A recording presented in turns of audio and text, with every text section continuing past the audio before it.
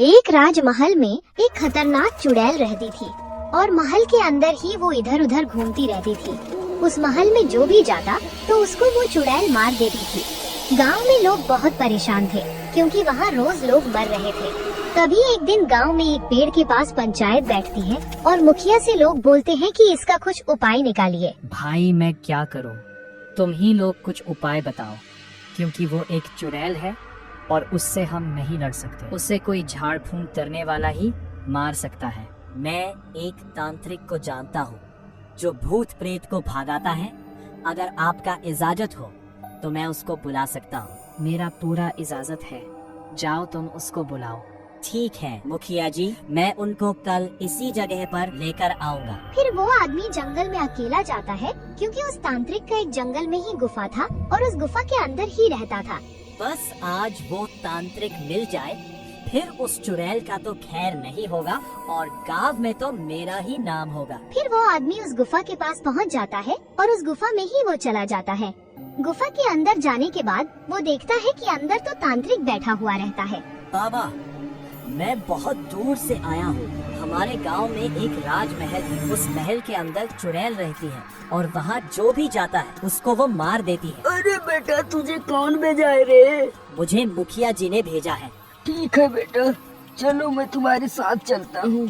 फिर इतना कहकर बाबा उस आदमी के साथ चलने लगते हैं। फिर वे गांव में उसी पेड़ के पास पंचायत में पहुंच जाते हैं। प्रणाम बाबा, मैं गांव का मुखिया हूँ। खुश रहो बालक। मुझे बताओ कि वो राजमहल कहाँ है?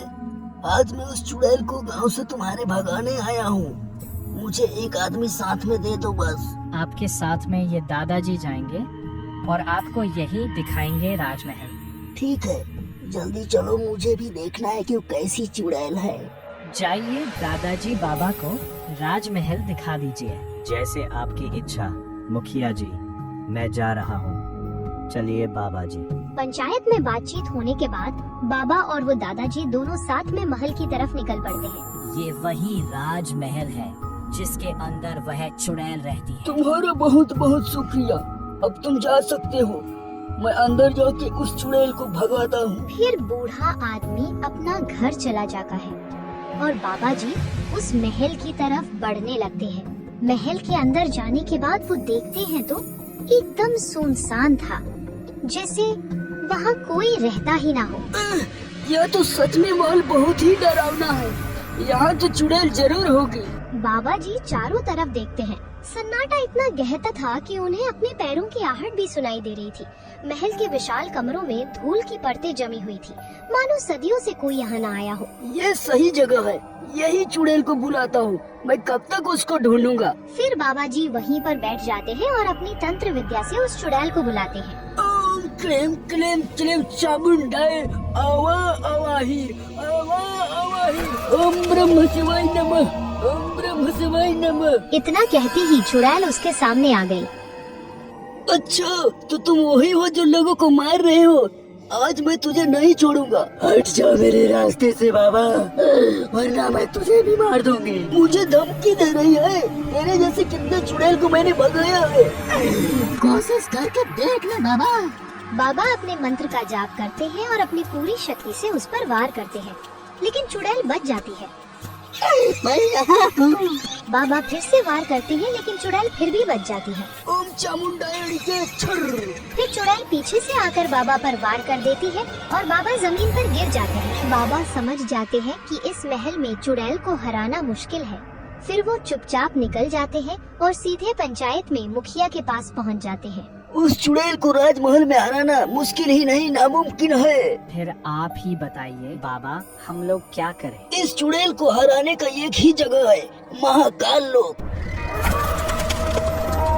क्या? महाकाल लोक?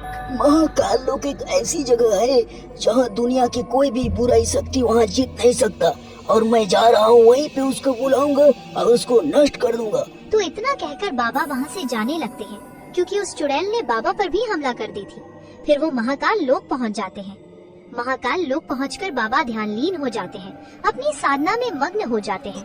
आज उस चुड़ैल को मैं बताऊंगा कि बाबा क्या चीज होती है। तो फिर बाबा बैठकर अपनी शक्तियों का जाप करते हैं। जय महाकाल, ओम क्रीम चामुंडाय के चुड़ैल अवंती। तभी अचानक वहाँ पर चुड़ैल आ जाती है। रुक जा बाबा, मैं तुम्हारा क्या बिगाड़ी हूँ? तूने गांव के लोगों को मारा है और मुझ पे भी हाथ उठाया है। आज मैं तुझे नहीं छोड़ूंगा।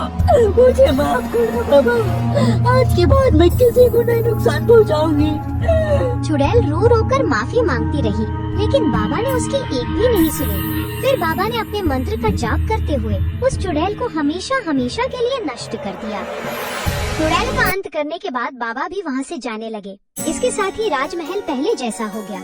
वहाँ अब कोई डर, कोई भय नहीं था और चारों तरफ एक अजीब शांति छा गई, मानो वहाँ पहले कभी कोई चुड़ैल थी ही नहीं।